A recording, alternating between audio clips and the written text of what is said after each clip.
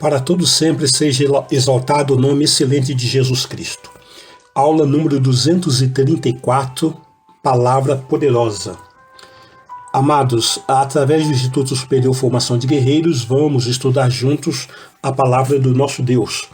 Esta aula é parte integrante de um curso de teologia básico em que todos os temas temos ministrados, você pode ter acesso através das nossas plataformas digitais. Siga-nos no Instagram, Palavra Poderosa, Antônio Oliveira. Temos o WhatsApp, mais 258-84567-6067. E ainda o nosso e-mail, oliveirasiloafrica@gmail.com. Bispos Antônio Oliveira e Gorete Oliveira. Eu sou o Bispo Antônio Oliveira, seu companheiro de estudo, e queremos tomar uma introdução à palavra que está na carta aos Hebreus, capítulo 12, versículos 4 até o versículo 8 e também o versículo 11, que diz: Ora, na vossa luta contra o pecado ainda não tendes resistido até ao sangue. E estáis esquecidos da exortação que, como a filhos, discorre convosco. Filho meu, não menosprezes a correção que vem do Senhor, nem desmaieis quando por ele és reprovado. Porque o Senhor corrige a quem ama e açoita a todo filho a que recebe. É para a disciplina que perseverais. Deus vos trata como filhos. Pois que filho há que o pai não corrige? Mas se estáis sem correção, de que todos se têm tornado participantes, logo sois bastardos e não filhos. E o versículo 11, toda disciplina com efeito, no momento não parece ser motivo de alegria, mas de tristeza. Ao depois, entretanto, produz fruto pacífico aos que têm sido por ela exercitados, fruto de justiça. Então veja que o nosso sofrimento em Cristo, as dificuldades que nós encontramos por estabelecer o reino de Deus, tudo isso faz parte de um processo de correção e de preparo que o Senhor está realizando nas nossas vidas. Para quê? Para que Deus possa nos usar em relação à situação que Ele tem preparado. Então Deus está muito mais preocupado em nos preparar para que através de nós Ele possa operar a sua vontade na missão que Ele nos designar. Enquanto nós não estivermos prontos, então nós vamos passar por essas aflições, essas dificuldades, até que possamos aprender aquilo que Deus quer nos ensinar, O tema que estamos abordando é sobre libertação financeira 3, dentro de uma abordagem renovada, Continuando a ministração anterior, estávamos falando sobre a questão de José, que foi enviado para o Egito. Ali ele foi para a casa de Potifar, depois ele foi para a prisão e foi para a administração de todo o Egito como primeiro-ministro, porque Deus ali estava lhe preparando para isso. Em Gênesis, no capítulo 45, versículo 4 a 9, está escrito: Disse José a seus irmãos: Agora chegai-vos a mim. E chegaram-se. Então disse: Eu sou José, vosso irmão, a quem vendestes para o Egito. Agora, pois, não vos entristeçais, nem vos irriteis contra vós mesmos, por me haverdes vendido para aqui, porque para a conservação da vida, Deus me enviou adiante de vós. Porque já houve 2 anos de fome na terra, e ainda restam 5 anos em que não haverá lavoura nem colheita. Deus me enviou adiante de vós para conservar vossa sucessão na terra e para vos preservar a vida por um grande livramento. Assim não foste vós que me enviastes para cá, e sim Deus, que me pôs por pai de Faraó e senhor de toda a sua casa, e como governador de toda a terra do Egito. Apressai-vos, subi a meu pai e dize-lhes: Assim manda dizer teu filho José: Deus me pôs por senhor em toda a terra do Egito. Desce a mim, não te demores. Então veja que o propósito de Deus na nossa vida é muito maior do que aquilo que nós imaginamos ou planejamos para o nosso futuro. A partir do momento que nós nos deixamos sermos tratados pelo Senhor e Ele está interessado em muito mais em nós do que aquilo que nós podemos fazer para Ele, então nós nos tornamos canais para a glória de Deus, né? Foi o que aconteceu com José. José, ele foi enviado por Deus porque Deus havia determinado um período ali de fome, de escassez, mas através da vida de José, Deus trouxe grande livramento. Então muitas vezes nós não entendemos porque algumas situações até de aflições acontecem com a nossa vida, né? Então não reclame, não murmure por situação nenhuma. Quando acontecer algo que você não está entendendo, pergunte: Deus, o que o Senhor quer me ensinar no meio dessa situação? Por que esse sofrimento? O que está acontecendo essas coisas? Qual é o teu propósito nisso tudo? Senhor, não faça a minha vontade, faça a tua vontade. Então nós notamos também, amados, que José, ele tipificou ali o próprio Jesus Cristo, né, em sua época. Através dele, muitas pessoas foram salvas, muitas pessoas foram libertas da fome, da destruição. É assim que Deus faz. Deus continua usando homens e mulheres para dar livramento financeiro, econômico e evidenciar que ainda há esperança para as pessoas, para as organizações, para os ministérios, para a região, para a cidade e até mesmo para a nação. Então Deus, ele continua fazendo isso hoje. Portanto, prepare-te em Deus. Permita-se que Deus te molde segundo a vontade dele, para que então ele possa te usar grandemente. Você quer ser usado por Deus? Então se coloque na condição de ser usado e Deus com grande prazer vai te usar. Você quer ser abençoado por Deus? Coloque-se, portanto, na condição de ser abençoado e Deus com muito prazer vai te abençoar. O grande problema é que, infelizmente, a maioria das pessoas não creem.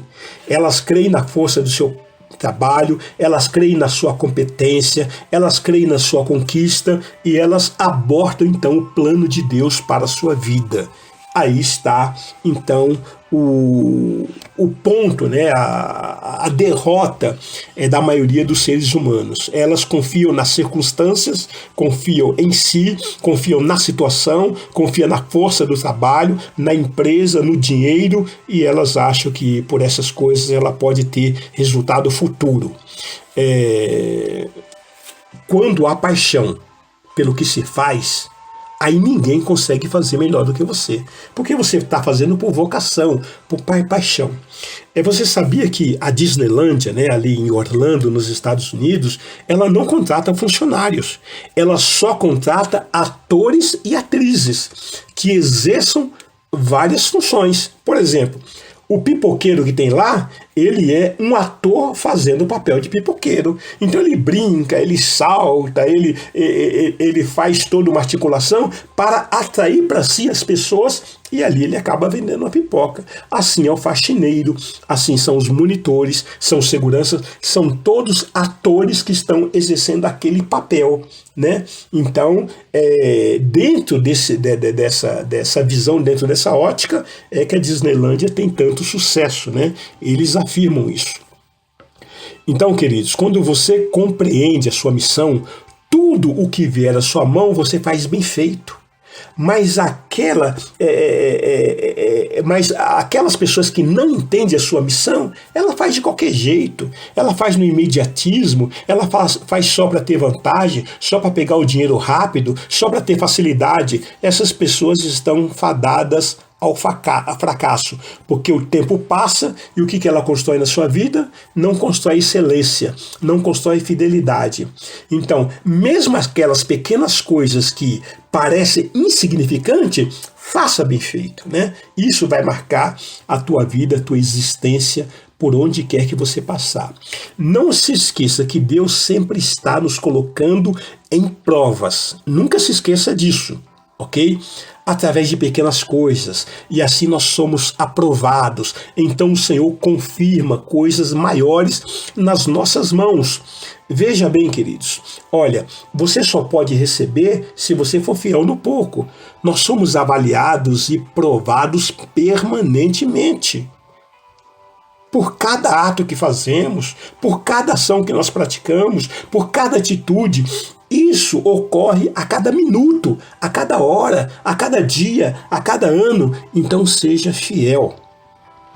Apocalipse capítulo 2, versículo 1 a 29 diz o seguinte: Ao anjo da igreja em Éfeso escreve: Essas coisas diz aquele que conserva na mão direita as 7 estrelas e que anda no meio dos 7 candeeiros de ouro.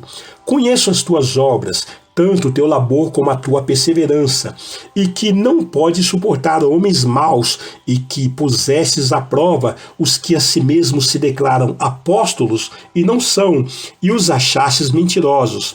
E tens perseverança, e suportastes prova por causa do meu nome, e não deixastes esmorecer. Tenho, porém, contra ti, que abandonaste o teu primeiro amor. Lembra-te, pois, de onde caíste. Arrepende-te e volta à prática das primeiras obras, e se não, venho a ti e moverei do seu lugar o teu candeeiro, caso não te arrependas. Tens, contudo, a teu favor,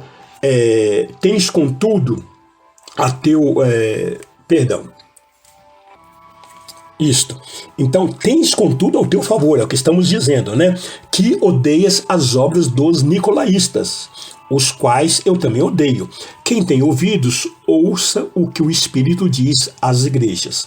Ao vencedor, dar-lhe-ei que se alimente da árvore da vida, que se encontra no paraíso de Deus.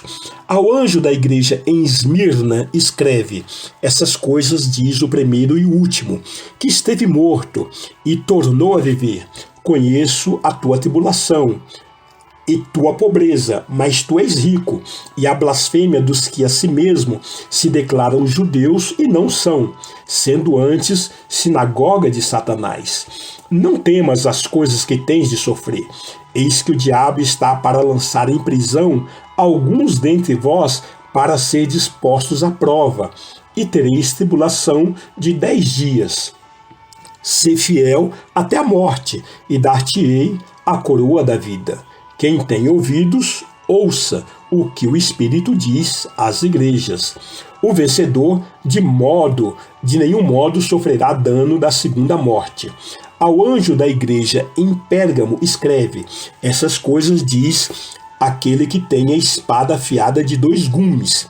Conheço o lugar em que habitas, onde está o trono de Satanás, e que conservas o meu nome e não negaste a minha fé, ainda nos dias de Antipas, minha testemunha, meu fiel, o qual foi morto entre vós, onde Satanás habita.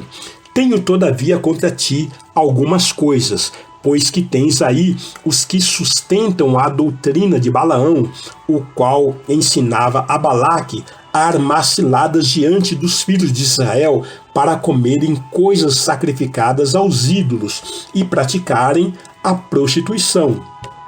Outros sim, também tu tens os que da mesma forma sustentam a doutrina dos nicolaítas.